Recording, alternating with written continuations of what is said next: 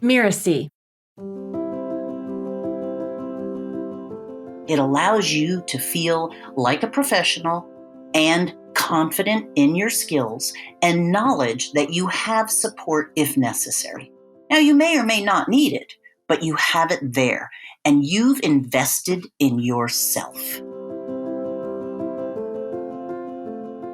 Hello, and welcome to Just Between Coaches, the podcast that tackles difficult coaching conversations head on.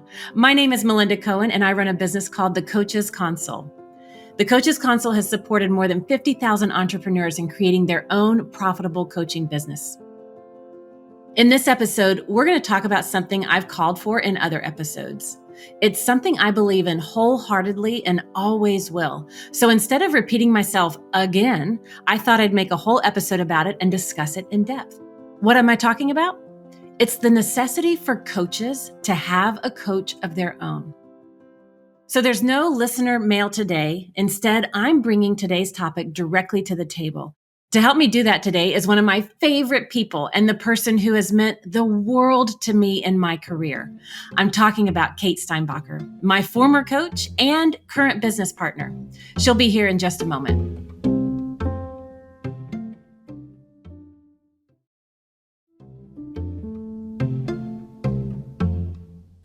Kate's been helping thousands of coaches to get out of their own way and succeed in building a coaching business beyond their wildest dreams for more than 17 years.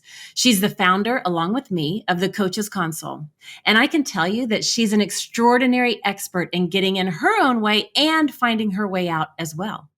I'm so excited to have this conversation with Kate today. In fact, there's no one I would rather have it with. Welcome, Kate. Woohoo! So happy to be here, Melinda. Oh my gosh, I'm so excited that you're here. You are an amazing person. You're an amazing coach and business partner.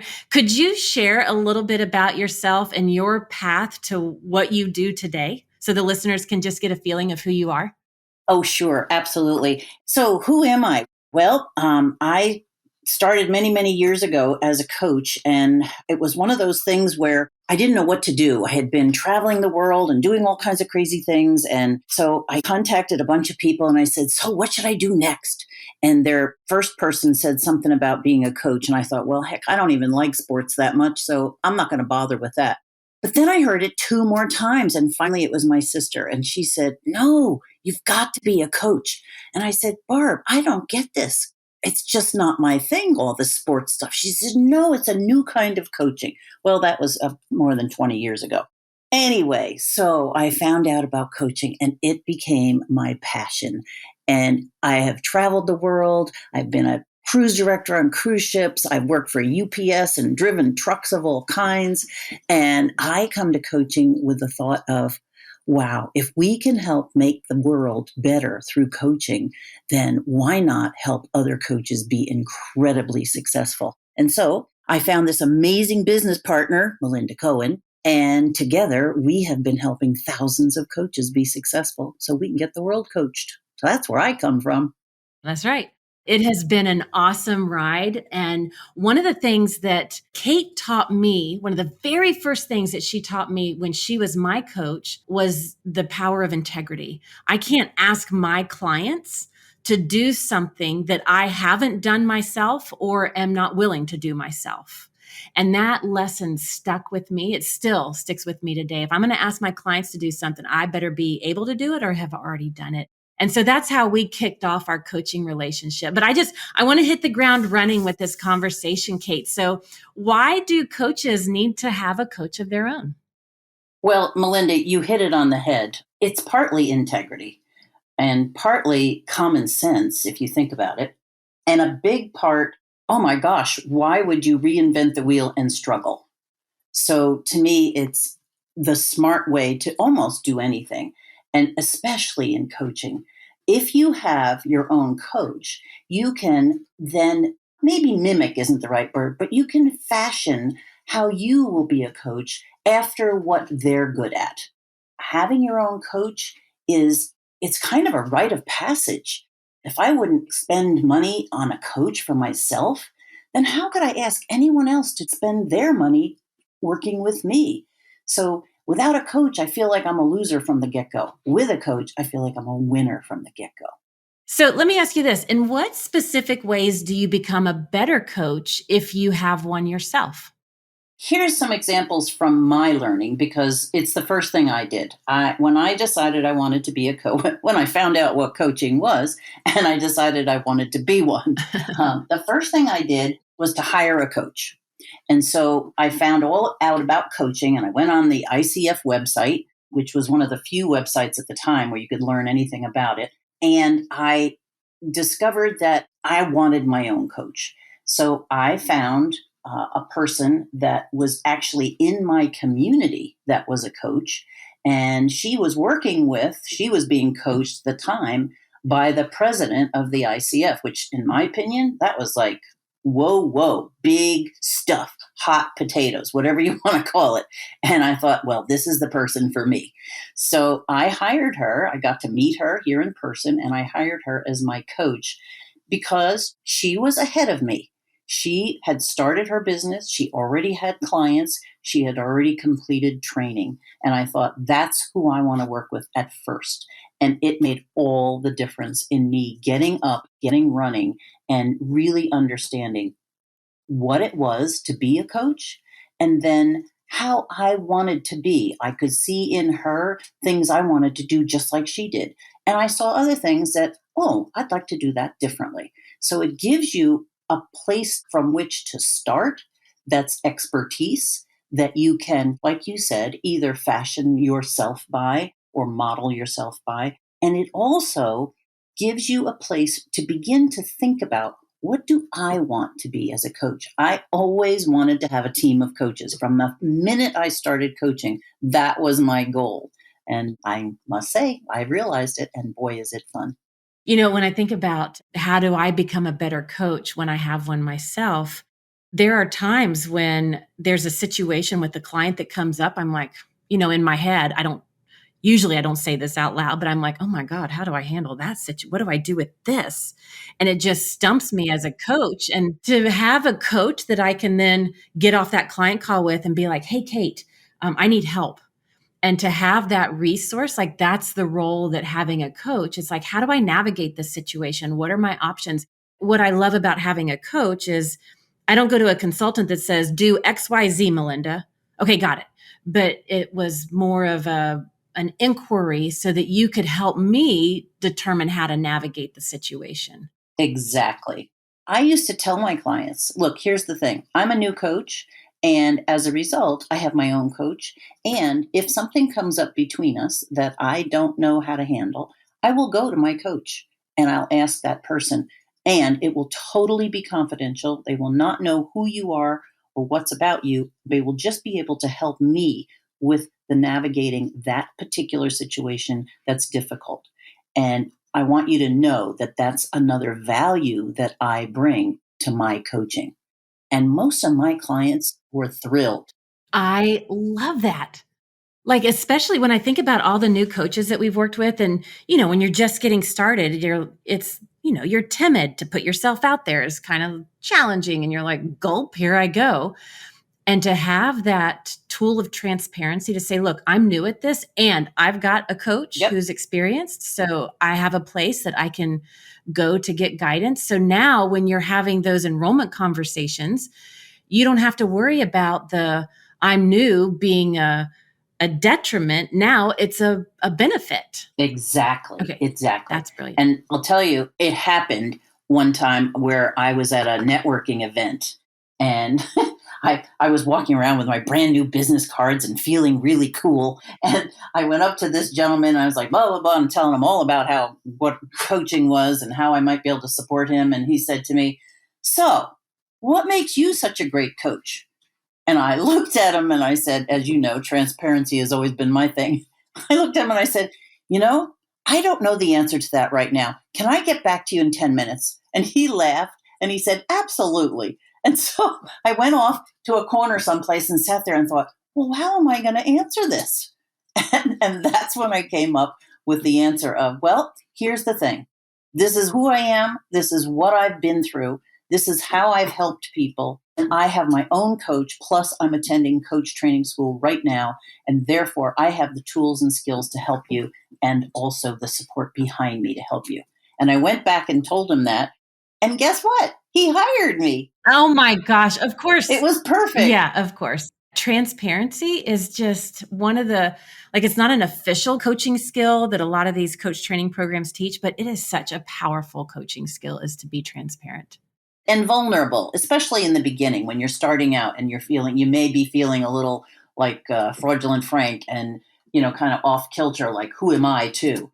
When you're vulnerable and straightforward and transparent, you have nothing to worry about.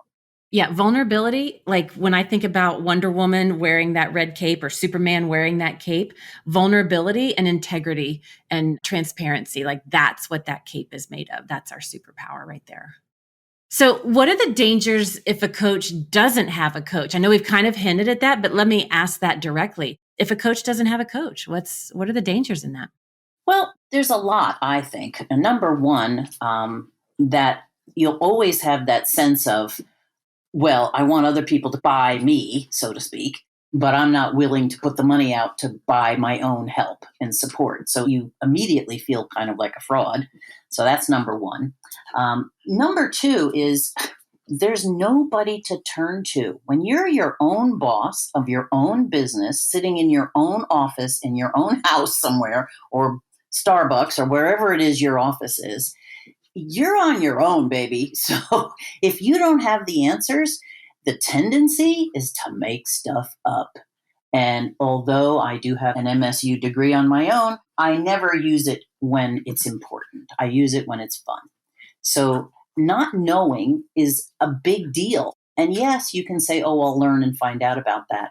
But if you have a colleague, your coach is your colleague. They're not your boss or anyone over you. A coach is a colleague, someone who's there to support you in being the best you can be. They're not looking down on you. They're working with you side by side. That's the kind of support you want as a coach so that you can be the best coach for the next person in line. And without it, boy, you can get yourself in big trouble. Speaking of getting in big trouble, you mentioned that you have an MSU degree, and I just want to back up so that all the listeners know exactly what that means, so there's no confusion. I just want you to tell everybody what MSU means. Well, MSU is make stuff up, or you could use a more vulgar word, but I'll use stuff, make shit up. And it comes in handy. Having been a world traveler, there were a lot of times in order to get out of tight fixes where I needed to have a really good MSU degree. And it helps you in many, many situations. Yeah, and there are times when it can bite you in the butt. Exactly. And when you don't have your own coach and you're making stuff up because you don't have that resource, it just also, I feel that it crumbles your credibility. You don't feel credible, and you're like, so when you don't feel credible, you don't feel confident. Like, it's really hard to put yourself out there. And I think that's one of the things that stems is you don't have a coach. You're not walking your talk. And it's the beginning of that crumbling effect right there. Yeah. Now, anybody who listens to this show regularly, they know it drives me insane when coaches don't have coaches. So why is it that coaches would not have a coach themselves? Like, what are some of the reasons that you've heard, Kate? Like, what's that all about? I don't have money. That's the very first thing. And guess what? That's what their clients are going to say. Potential clients that won't hire them. And when the potential client says that, the coach won't have a way of supporting them to understand the value of coaching because they haven't invested in it themselves. They really set themselves up for failure. Yeah, that's one of the things when I teach, when I teach overcoming objections or the enrollment conversation, the number one objection is I can't afford it. That's right. And if you are not making that investment yourself, when you go to have that conversation, it is so difficult to truthfully defend that objection. It's almost impossible. It's like, well, you're not investing in one, so why should I? And you really don't have a comeback for that. You sure don't. And you also obviously don't believe in the value of coaching if you're not willing to invest in it. I mean, think about that. You yourself don't believe in the value. So how the heck could you possibly get someone else to believe in the value? I just want to shout out to the listeners right now. If you don't have a coach, really ask yourself, why am I not making that investment? What's truly holding me back? And am I modeling for my future clients what I want them to do? And how can I ask them to invest in me when I'm not willing to make that investment? And just really sit with that, because that's going to make a big impact in the degree of success and fun that you have in your business. Absolutely. So, Kate, I want to ask you this. Have you always had a coach yourself? I have pretty much always had a coach, maybe, some months here and there. But for the most part, I've always have had a coach, and usually more than one. I have a coach right now. I have a coach for my health. I have a coach for exercise. And at the moment, my business coach is you, but I count that. It counts. I hope you count me. I'd like to think I'm a pretty good coach. Oh my gosh, you're awesome. And here's another thing, too. One of the things you mentioned, outgrowing a coach, that's really important, too, because you do outgrow a coach. Again, you always want someone who's a little bit ahead of you. And sometimes you get to the point where you even up. And that's fine. That's great. It helped you get where you are. And then it's time for the next person, the next area of what you would want to grow in to grow. And you find that person. What are some of the indicators for you, Kate? Let me ask you first. When you're outgrowing that coach, how do you know that? Well, it's interesting because what will happen oftentimes is I no longer, I used to be known, well, you used to call me that too, is the oh crap, now what person. And that was the coach that I would go to. So I'd be like, oh, here's the next challenge. Oh crap, now what? And I'd call my coach and say just that. And then they would be able to support me in that next level. And sometimes it took 1 or 2 sessions, and sometimes it took a couple of months for me to get out of my own way in order to really learn that process. What you realize after a while is that you're equals beyond measure, and that you're both in the same kind of ballpark and you're doing the same kinds of things. And although you enjoy each other and can always grow from being with another colleague, you know that there is the next hurdle that you want to go to. And so you look for the person, the coach that has those skills and are way ahead of you on that hurdle. That makes sense? Yeah, it's beautiful. I know for me, one of the indicators when I'm outgrowing a coach, this is going to sound bad, but I'll say it anyway. I get bored with the conversation. There you go. If I've been working, some coaches I've worked with for 6, 9, 12 months, some I've worked with 3, 4, 5 years. So there's, it's not a time thing necessarily for me, but when I'm on the coaching session and I find that I'm bored, it's like, wait a minute. It's not so much that the coach on the other side has stopped caring. It's that, wait, I think I've outgrown this person, or may not be that I've outgrown them, but I've resolved the reason why I hired them, and it's time to move on to the next thing. If you want to move through the learning process smoothly and easily, and really have like a guardian angel on your shoulder the whole time about building and growing your business, especially if you're new, having your own coach who's a bit ahead of you is the way to do it. That's number 1. Number 2, emergencies happen. Oh crap, now what moments? Your own coach can support you in that. They know things you don't know, which you shouldn't know. Let's face it, you're new, okay? Now, even if you've been coaching for a while, imagine this, okay? You've got a problem, a challenge, or whatever, and you have no one to turn with. There you are sitting in your office all by yourself. You become this loner, and that is not healthy, not for you, not for your feeling of confidence. And then that leads to the confidence thing. The value of having your own coach, it allows you to feel like a professional and confident in your skills and knowledge that you have support if necessary. Now, you may or may not need it, but you have it there, and you've invested in yourself. And when you do that, the confidence you feel. And the one piece, I was about to summarize our call and conversation today, but you just did a fantastic job of that.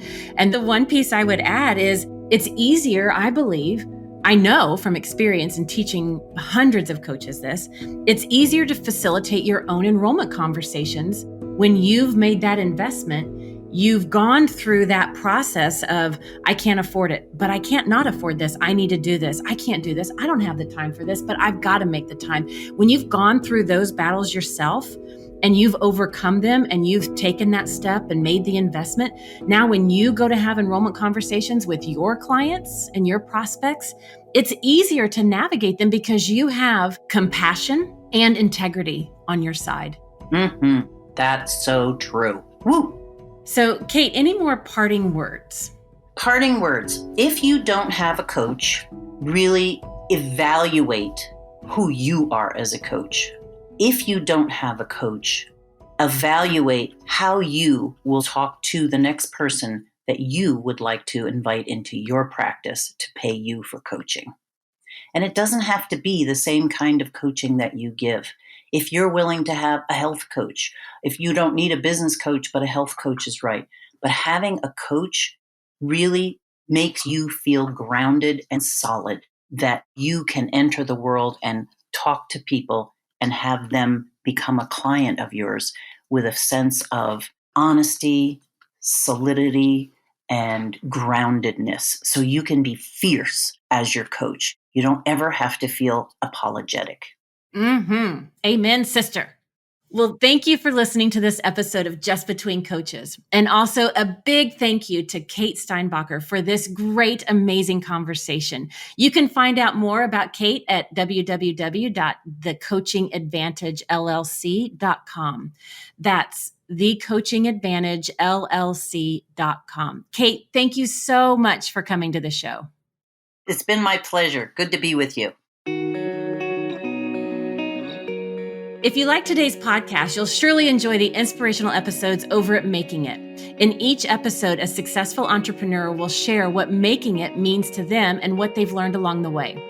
And don't forget to check out my episode, which is airing this week. I'm Melinda Cohan, and you've been listening to Just Between Coaches.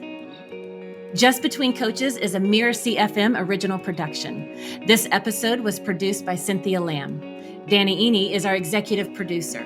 I wrote this episode with Mishi Lance and Cynthia. Jeff Govertson assembled the episode. If you don't want to miss future episodes, please subscribe to Apple Podcasts, Spotify, or wherever you're listening right now. And if you like the show, please leave us a starred review. It's the best way to help us get these ideas to more people. And if you have a question for Just Between Coaches, put the show title in the subject line and send it to podcasts@mirasee.com. That's podcasts, plural, podcasts@Mirasee, MIRASEE.com.